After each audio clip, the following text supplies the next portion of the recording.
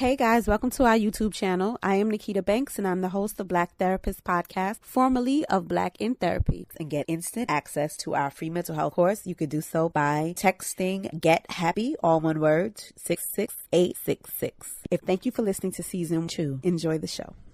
I am Brooklyn-based psychotherapist Noni Banks, and I am your host of Black Therapist Podcast, formerly of Black in Therapy. Black Therapist Podcast is the podcast where we discuss the unique issues people of color face when dealing with mental health issues and mental health diagnosis. You can follow us on Instagram and Twitter at Black Therapist Podcast, or you can follow us on our Facebook fan page at Black in Therapy, or my fan page at Noni Banks LMSW. You can email us fan mail, general feedback, and show suggestions at blacktherapistpodcast@gmail.com. You can sign up for our mailing list at blacktherapistpodcast.com. Tweet, share, like, leave us comments on whatever platform you listen to us at, whether it be SoundCloud, Google Play, iTunes, Apple Music, Stitcher, etc. We are wherever podcasts are found. Hey guys. So it is Social Work Month. It is my month. So I decided we were going to do something a little special today. I was going to have my friend on, Noni Taylor. She runs an organization called Social Work Connect, and it is an online platform where she provides support and fellowship, as well as gives insight on certain things that you can do once you become a social worker. So I have her on the show today.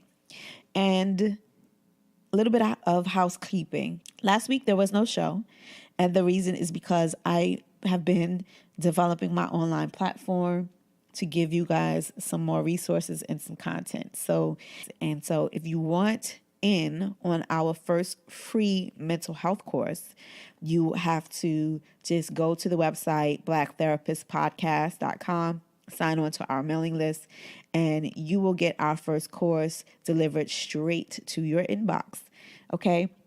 The course is going to be launched next week, as this is Social Work Month.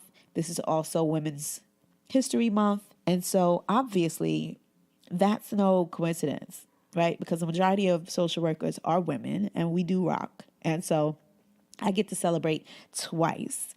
And coming off the heels of Black History Month, of course, want to feature a lot more Black clinicians of color and Black women clinicians of color.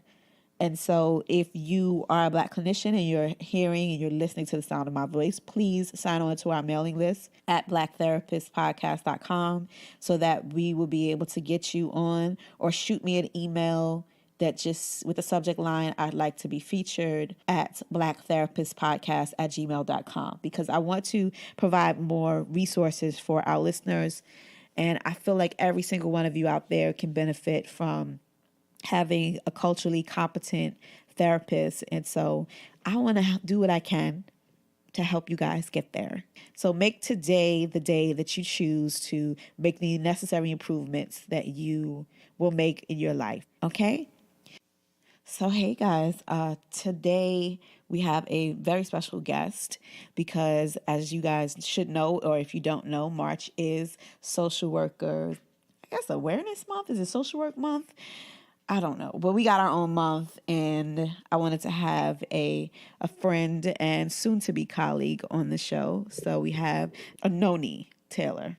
Hi, thank you for having me on your show. Thank you for coming. So you have an organization, or you've started an organization. So let's tell the people a little bit about Social Work Connect. Okay, so the Social Work Student Connect is pretty much a virtual platform through Facebook and Instagram. It is a way for social work students to connect with other social work students and social workers who are successful in their own field of practices. And in this group, we empower each other, we inspire one another, and we just connect. We offer tips, feedback, we vent, we talk about grad school. Some social workers, they'll chime in to give tips to the students. So it's a really great platform, and I believe, and I know that it's going to do well. Okay. So what drew you personally to social work? Social work chose me. I believe, and I always say this, that sometimes our life experiences pick our careers, and social work was just one of those careers that chose me through my own life experiences. I love to help people, but I also wanted to be a representation of someone who I needed growing up. I tried nursing. Nursing was not the best fit for me, so I decided to do social work, and social work has all those core values that I live in my own personal life, and it just seemed like a good fit. Okay. And so I know that you're a student right now. Where do you go to school and what social work program are you in? I am a junior at Westchester University. That's in PA, Westchester, Pennsylvania. And so you said that social work chose you. So you like it better than nursing? I mean, I kind of don't think people really have an idea of exactly what social workers do. And I know that a lot of the conversation that you have in your group or even on your Facebook page, you try to raise awareness for the different things that you can do as a social worker. Right. So for me, I feel like nursing is one of those careers where you really have to be led into the career. It cannot be something where you just jump up one day and say, hey, I want to be a nurse. Nursing has a lot of demands. They work long hours. They have to make life and death decisions. And that wasn't something that I was passionate about. And because I wasn't passionate, I really wasn't able to give it my all. And with social work, well, let me backtrack. So with social work, when I wanted to do it in high school, someone told me that social workers are poor. So don't do social work, do nursing, because with nursing, you make more money and you get to help people. So that negative narrative really disinterested me into from the profession of social work. But luckily, through my own, experiences, I just said, you know what, I'm just going to try social work on my own. And I started to network with other social workers who were actually making six figures and making money and doing things that they love. And it's like, okay, I'm going to try this. I can do this. I have some passions. I have some things that I want to work on, and social work is a perfect fit. And the more I started taking my classes, I realized, social workers are not poor. They're not baby snatchers. They don't take kids away. That's not all that we do. And I think what I love about social work is that since I'm so passionate, I can raise awareness about, this negative narrative that people have about social workers. Yeah. And I think even with me, I in the beginning kind of shied away from calling myself a social worker, or I would let them know what my job role was. So I'm a counselor, or I'm a therapist, or I'm a psychotherapist, or I do diagnosing. Like I kind of had to be very specific as to what I was there to do for a lot of people, because people assume that social workers all work for social services agencies. And a lot of the people who work in those agencies, they're not licensed clinical social workers or licensed master social workers. A lot of their administration, they're licensed. A lot of their administrations have, advanced degrees. But a lot of those people that work in those agencies are just coming out of high school or have a bachelor's degree. And there's nothing wrong with that. But they don't have the same training that we have. So just kind of to lump all social workers up into the same thing is just ridiculous.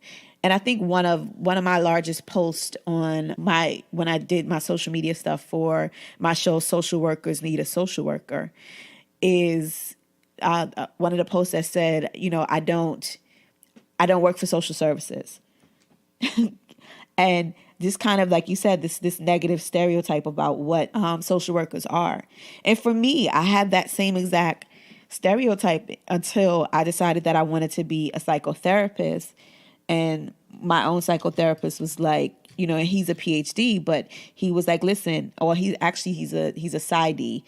which is he has a doctorate in psychology, practicing psychology, which is different from being a PhD. But I try to be very technical on this show because a lot of career changers and a lot of students like yourself listen. But he told me, you can do what I do in 6 years, or you can do what I do in 3 years. It's literally the same schooling, but the licensing is different. The prestige is different. And I believe that social work is a growing field because tuition is way too expensive. A lot of psychologists are dying off. And if we continue to, I don't want to say dying off, but like it's an older field. And I think that people are more advanced and people want to get into their careers a lot quicker than they used to. And we don't want to spend all this money on tuition. I really wanted to go to a PsyD program, and I was looking for one that maybe I could do in like 3 or 4 years. I didn't find one. I did my master's program for social work in a year and a half. And that was a year and a half of busting my behind. But it was a 2-year program that I completed in a year and a half because I just didn't have any time to waste. I really, truly wanted to get into practice, and I wanted to get into my career, and I wanted to actually start being in service of people. So, yeah, I think that battling the misconceptions is a huge thing, and especially when I'm a Black woman and I service black clients, and I'm sometimes going into their homes and I'm sometimes interacting with their families, and they're like, oh, the social worker is here.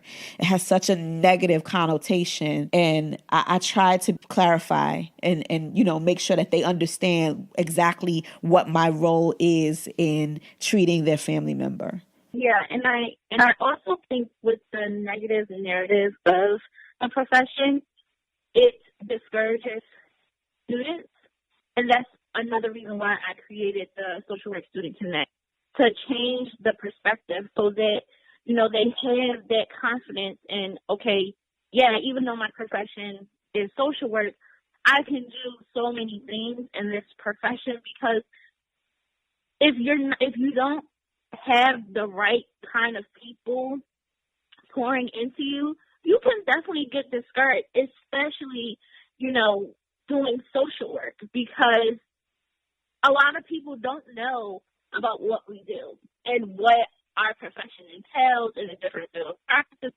All they know is, by things they see on TV or interactions with someone who is not a social worker at all, but calls themselves a social worker, and that kind of discourages students. Like, I don't even know if I want to do this because I'm hearing, X, Y, and Z. So that's another reason why the Social Work Student Connect was created, to have this space of positive vibes to where everyone feed off of each other, and they can also channel into their own creativity and think outside of the box. Because, this profession, we're not meant to be put into a box at all. There's no black and white area. Like, we can really do it all, in our skills, we can apply it into any setting. So that's one reason why I really love social work. Yeah. And I recently read an article that stated that social work is the new MBA. And it's because we have so many versatile skills. Like I tell a lot of people, I'm biased, when I'm trying to get them to go see a professional, because not only do I do treatment and diagnosing, but I can teach you how to navigate systems better than anybody else. And it's something that I've learned being poor and having to be in the system at one point in my life, but I didn't realize it was a skill. And I didn't realize that people actually got paid to do that, just kind of teach you how to get, access to services. Like, it's a skill to do. And to touch on something else that you said, you know that I complain all the time on Facebook how all of my business partners have Porsches in my office, and I'm the only one that does not have a Porsche. I'm going to get my Porsche, I promise. But, I think that also, a lot of things that people don't think about, to quote an old Chris Rock joke, is that white people think sky's the limit and Black people think that the limit is the sky. And so the problem with social work is twofold. Number one is that we're touchy-feely. Most of us are like creatives. Most of us try to think outside of the box, and we're not like I don't want to say normal, but we're dreamers, right? We're idealistic people. And a lot of times you don't equate that with money. And the other part of that is that the majority of social workers are women. And so that part of it keeps us in situations where we're not paid equitably for what we do. Like, we do a lot of stuff. We're on the front line of every single social movement that happens. But yet and still, we're a lot of times, if we allow other people to set our value, it's way too low. And I think also, I think it's important to have sisterhood in social work. Real sisterhood where you're empowering the person that's coming along. And it's not competition. But it's authentic and it's real, to the point where it's like, okay, I can do this.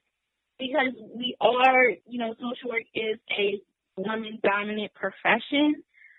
But I also think it all has to do with advocating. I'm a part of a lot of virtual support groups that has social work, and I see so many people, women, that talk, that they're not making this, they're not making that. And my question, I don't know, because even though I'm a social work student and I'm an aspiring social worker, and I will be one soon, it's like, where is the advocacy at? Because if you are telling your client to advocate, do this, do that, and you're not practicing it in your own life, I just, maybe you can explain that to me, but I don't understand that.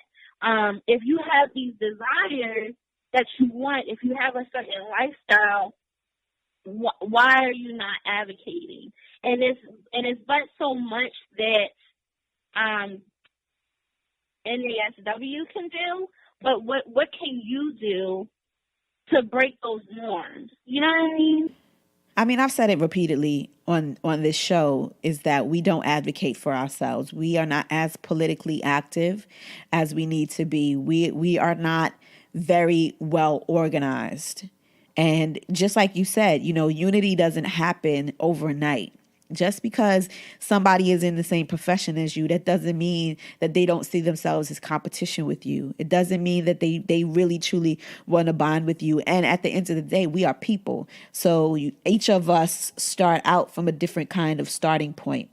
And each of us come to the career with a different goal in mind.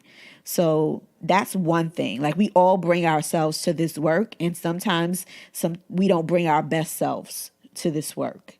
Sometimes we have to grow into, the work that has to be done within ourselves in order to be better clinicians or better social workers or better administrators, because a lot of people think that we do one thing, but we don't. There are several different tests that we have to take, because there's several different licenses that we could take, and there's several different roads that we take. I know a lot of, 30-year social workers who have been in the field for a very long time with their degrees, and they're not licensed. And it's because they've taken a career choice or path that they felt that they didn't need to be licensed. I know a social worker who is, she's a radio show host. Like, she owns a podcast platform where she has a syndicated show, and that's what she does now. She's not even in practice.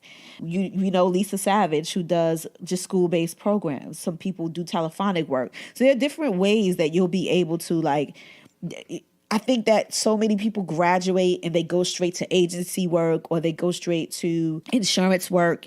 And that's so difficult to make ends meet sometimes. But I know some people making six figures as social workers in New York. I know some people who are making decent salaries, who have actual jobs, and corporations who have good benefits and stuff. It's not the majority of us, but you have to kind of find your place in the world and know what you want and what you'll accept. So I'm not going to stop until maybe I don't want a Porsche. I say that all the time on the show. I don't know that I want a Porsche like they have a Porsche, but I know that it's doable. I don't think if I would have worked in any kind of setting besides just stumbling into that setting where one of my business partners, actually, he's just an MSW. He's not even licensed. And he and I have had conversations before, like, why don't you get licensed? And he's like, why do I need to get licensed? You're licensed. You're licensed. Bill is licensed. Like, if I need anything signed off on, or if I need you guys to do something, you'll do it. But I don't even need that right now. And he doesn't. He's successful. He's been in the business for over 20 plus years. But he couldn't do it without his partner doing it. But his partner came to the work first. So just kind of thinking in terms of like career advancement and exactly where you want to be. And I don't know, my niece is a social worker as well, which was a complete shock for me that she would actually, follow in my footsteps and become a social worker. And she's, I had to tell her what advice was given to me when I was a student. I did a walkthrough at a Court of Innovations here in Brooklyn, New York, and I met the director of the court, and she told me, listen, this job, it's a city job, but she said, this pays for my insurance and it pays my rent. She said, my private practice buys my bags and my shoes. She said, don't get stuck in any kind of organization. Don't get stuck in any one job. Go get your license. Get your C, and then do whatever you want to do. So if you're going to do the time anyway, you might as well be getting the hours. If you're going to, if the 6 years are going to pass anyway, the 3 years are going to pass anyway, just get your license. Get your license. Yes, it's money. Yes, it's a test, but you're investing in yourself, because I could decide tomorrow that private practice isn't for me, and I'm actually building an online platform to do more of that work remotely. But, even if it's not for me, I still have my license. I still have my insurance. I can still do whatever I want to do. And if I ever decide to come back to it, like, credentials are the one thing that no one can ever take away from you. They can never take that away from you. And I think also, I think it's important to have sisterhood in social work. Real sisterhood where you're empowering the person that's coming along. And it's not competition, but it's authentic and it's real. To the point where it's like, okay, I can do this, because we are, social work is a woman-dominant profession. But I also think it all has to do with advocating. I'm a part of a lot of virtual support groups that has social work, and I see so many people, women, that talk, that they're not making this, they're not making that. And my question, I don't know, because even though I'm a social work student and I'm an aspiring social worker, and I will be one soon, it's like, where is the advocacy at? Because if you are telling your client to advocate, do this, do that, and you're not practicing it in your own life, I just, maybe you can explain that to me. But I don't understand that. If you have these desires that you want, if you have a certain lifestyle, why are you not advocating? And it's but so much that NASW can do, but what can you do to break those norms? You know what I mean? Yeah. But what I love about you is that you're so passionate about the work, and you're passionate about changing the narrative around, what people think the career limits are. And you be cracking me up sometimes on Facebook, because I'll see that you'll post something, or somebody will say something negative about social work, and I hear your voice when I'm reading the post. I'm like, she gonna come for their neck right now if they say something else. I mean, but I love the fact that you are very passionate about, having the conversation. And what I love that you do with Social Work Connect is you try to connect social work students and give them the encouragement and the guidance that they need in order to connect them with social workers so that they can see that, you know what, you may be in this program and you may not know what to do with this degree now, but there's so many options and so many ways that you'll be able to make money if you're willing to hustle. And that's the part of it. It's not just you may just fall into a decent job making some good money. That may happen. I don't see it happening until we are ready to march on Capitol Hill and like meet with our Congress people and our representatives like Barbara Lee, who, you know, is a social worker. And Ed Towns here in New York City, he was a social worker and he became, you know, was an elected official, until more social workers start to run for office. And there are a lot of programs that you can go to learn how to be a politician or work for a politician as a social worker. I think Yale has a program in the summertime. I think it's Yale. It's either Yale or Princeton. And I know that UConn has one where they have a campaign school that I attended. So, I mean, there's so many other things that people could do. But as long as you are willing to advocate for yourself and hustle, the sky is the limit in the field. And I think that more people need to know. That's why I'm so grateful that there is a social work, you know, awareness month, because not enough people know what it is that we do. And I fell into the profession. I also believe that it picked me. I realized that I've always kind of wanted to be the authority. Like, that's always been my little personality, just kind of telling people what to do when I was younger. So just kind of being a social worker where people actually pay me for them to tell them certain things. It's like, what? Really? You know, so just kind of getting to the point where like you realize what your core gifts are, how to monetize them, and how to offer them to the world. I think it's a great thing, and I know that for you, you're gonna definitely be a wonderful clinician. You know, you're passionate, you're very open. You talk a lot about your traumas and the things that you've gone through in the past, as do I. And I think that people connect to us on that level.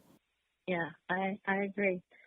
I totally agree. And that's why, you know, I try my best through the Social Work Student Connect and through my personal page to bring that awareness, to, you know, just inform people and let people know this is, you know, what social work is. And I'm passionate about social work. Like, I could talk about it all day long. And, you know, I'm at a place where no one can tell me different, because I have a vision, you know, of where I want to go in this profession. I can see it. I know it's going to happen, and I know that it's doable.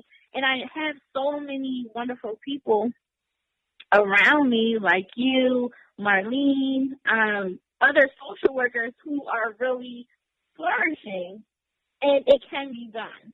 So, I just try my best to inform, inspire, empower as much as I can, especially for people of color, because, you know, we need more people of color in the profession to really, my perspective is to bring in people of color as clients, because there's so many that's struggling with mental illness, with, you know, their mental health is not the best. There's a lot of stuff that's going on, and that a social worker is needed. I can go on and on about it. So, yeah. Well, I'm not worried about the profession as a whole. The only thing I want to do is contribute to the space. And I think that you and your movement is also contributing to the space. But in terms of myself, yeah, I know a lot of social workers. At my last employment, those people would walk around the office like zombies. They scared the hell out of me, to be honest with you. And these are like 20-year clinicians. One of my coworkers, God bless her, but she was batshit crazy, and I adored her. I did, but she could never in life be my therapist. I don't know what she was doing with those people in there, but she would literally tell me, you know what? Good, if you're gonna leave and go to private practice, good for you. If you decide that you don't want to stay here, good for you. She'd be like, if I didn't screw up my money, or if I didn't do this, I'd be retired. And she was an older woman, Then there was another one of my coworkers, like she would literally walk around the office so sad that she and I swear we were like runaway slaves, and I was like the Harriet Tubman of the place, because I'd be trying to tell everybody how to pass their test so that they can get a raise and get out of there. And like she helped me pass my test, and then we helped somebody else pass their test. And then when I was going into private practice and getting all this information, I was teaching her what to do. And she was a clinician, had been in the field for at least, I don't know, like 10 years. Like she had worked for that organization for a very long time, that they knew her, but she was just getting around to taking her licensing exam. And I remember being there and working, and I went to work one day, and I had to ask for the day off to get my DSW interview. And what DSW is a doctorate of social work. And so I had just started that job, and I don't know, I don't even think I had taken my LCSW at that point, but I just started that job, and I had applied for a DSW program. And one of my white supervisors, I had asked her to do something after I had taken my DSW interview. And she was like, if you're going to get your doctorate, why do you need me to do anything for you? And I was like, oh, because it's in your job description. Like you got, like this is what you're supposed to do. And so I was kind of taken aback. Like it almost seems like being young in this field and like grinding in this field in certain organizations is almost frowned upon. And I've also heard other social workers say, you know what, I worked somewhere and I told them that I was going to take my licensing exam, and then they told me that they didn't want to hire me. Or I went for a job interview and they said that they want to hire me, and if I got my license, I would have to stay for X number of years. And I was like, that's crazy. Like, it's almost like they don't want you to grow. And a lot of these organizations, they don't want to change, but they want you to adapt and almost sit there and take the abuse. And I promise you, I took my license exam in October. No, I took it in August. I was eligible to get my license in October. I got my license back on a Wednesday. I got a job on a Thursday. I put in my resignation on Friday. I was like, you people are not going to kill my spirit, because of walking around the office and seeing the zombies in my office. I was like, I don't want to do this. And the funny thing is, my therapist worked at my job. He was like, listen, you know, when I went to therapy and I told him, listen, this is where I work. And he was like, oh, girl, I worked there probably longer than you've been alive. He said, I've worked there a long time ago, probably back in the 70s. He was like, get your hours and get the hell out of there. And I was like, you don't have to tell me twice. Like, I was calling him under my desk, like crying, like, oh my God, I'm having such a bad day today. Like, and my therapist don't do phone therapy, but he was like, I just need you to focus so that you can get back to work. But like, I didn't want that life. I don't want that life. And I don't want that life for anybody else. I don't want that life for any other social workers. But you know, at least in those first 3 years, once you're getting licensed, or you 2 years or whatever it is in your state, once you're getting your license and getting your advanced license, like, it's hard, because they know you have to put up with them, and you have to put up with that in order to get to your next level in your career. And they know that this is time limited. They can look in our eyes and tell, you know what, she's not going to take this abuse too long. And they were not, where I worked, they were not nice about it. They were not nice about it. And on my last day at work, I had a black client, and it was wintertime. So I came in there, you know, with my mink on, and I had on my dress, my outfit, because one of my coworkers was taking me out. My supervisor was going to take me out for dinner after work. And so my client, who I loved, she saw me. She said, "Oh, you walked up in here with your mink on and stuff. You letting these bitches know." I cracked up. I was like, no, I'm just free. I'm just free. She was like, I see you. So, you know, I love being in service of my people. I love having the option of just like picking and choosing who I work with and who I'm a good fit with and who I know I can be a blessing in their lives. And, you know, I just want you to be encouraged and keep going. Not that I think that you'll stop, but I think that the work that you're doing with Social Work Connect is just amazing. And I think that the platform could be a lot bigger. I think you need to just kind of expand I already told you what I think you should do with it, but that's on me and that's on you to do. But just know that we're here to support your movement and what you're doing in the group, as I think that a lot of students don't know. And a quick story. So I went to NYU Silver and I got my MSW, and I was in the library one day and I was checking out a book. I guess the book that I was checking out is a psychology book, because psychology and social work, when you're in a clinical program, the books are pretty much the same. So I was checking out a book and I was reading it, and this white guy came over to me, and he's a psychology student, and he was like, "Oh, you're checking out that book. Can I ask you a question? Why are you in social work?" And I was like, "Well, I graduate, next month, and I'm taking my licensing exam." And he was like, "So what are you going to do?" And I was like, "Well, I'm going to start practicing." And he was like, "Practicing what?" And I was like, "I'm going to go into private practice eventually." I said, "But when I pass my exam next month, I'm going to do clinical work. Like, I'm going to be a psychotherapist." He was shocked. He was like, "Wait a minute. You're telling me that once you get your master's, you're going to be able to go into private practice?" And I was like, "Yeah." I mean, not the first test, but I would be able to work underneath a social worker who's licensed, and I could essentially be in practice at that point. So he was like, "I don't understand. Like, what do you mean?" And I was like, "I could go into private practice. Like, I could go work under somebody, but I'll be in practice." And he was like, No. And he was like, "I didn't know that you could do that with your master's." He said, "With my master's, I can't do anything." And now I don't know that to be true, because I do know some psychologists that work with their masters, but I don't know the difference and the nuances and stuff. But I've always been conditioned, just like people are conditioned about social workers, that if you didn't have your doctorate in psychology, you can't really do too much of anything with it. Things are changing. I believe that things are changing, just because, as I stated, tuition too damn high. But he was shocked that no one told him that going into social work could have been an option. And what I told him was, yeah, I may still become a psychologist. I may go back to school for the additional years, or 4 years or 3 years, or whatever the program is. But by that time, I'll already be practicing. And he was blown away, because he didn't know. And he was like, "I don't know why nobody didn't tell me." Yes. And, one thing that I always tell anyone that I meet, or even in the Social Work Student Connect, which is something that helped me greatly, is that you, with social work, and just in life, in general, you have the luxury to turn your pain into profit and purpose.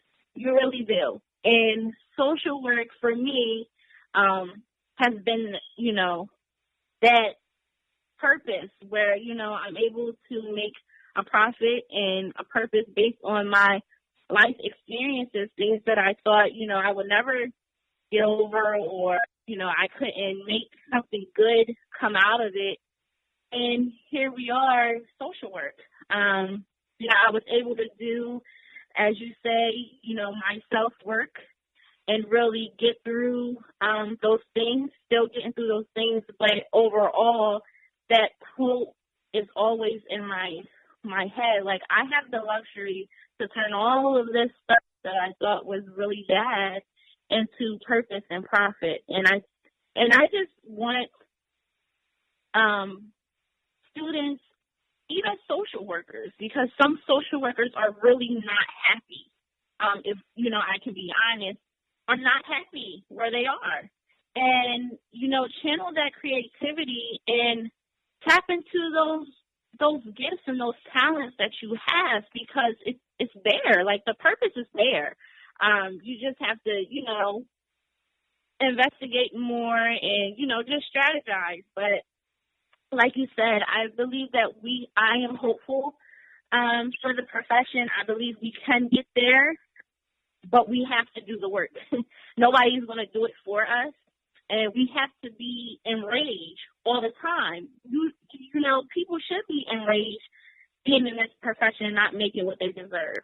Women, we have to be enraged all the time, and to the point where our feet is moving to action.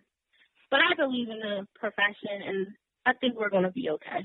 But that means that what you're doing is super valuable. because not everybody knows. And if it wasn't, I was nervous as I don't know what, but if it wasn't for me going to my therapist and saying, I think I want to do what you do. And he literally said, okay, well, you could do this in 2 years or you can do this in 6. Which option do you pick? And I said, I'll take the 2 years, please. And he was like, all right, I'm going to tell you what to do. And I got my action plans. I put my boots on, laced them up, put my big girl drawers on, and I got in school. That's amazing. Yeah, well, you're amazing. I think what you do is amazing. Thank you. Yeah, it's hard being a social work student. I mean, I know, but it's hard. Yep. It is. It really is. And having this platform, the Social Work Student Connect, it really keeps me accountable for myself. Because there are days, it's not easy stuff. Social work is not easy, and that's another stigma is, social work is just easy. All you do is talk to people. No, it's a skill. Like having empathy is a skill. Attending to someone's feelings is a skill. Having those core values and practicing those core values in your own life, that takes time, because you're always going to, have interactions with someone who's either just like yourself. So you got to tap back into your own self and address those issues. So it's a lot. And you got to be accountable for yourself to really deal with your stuff.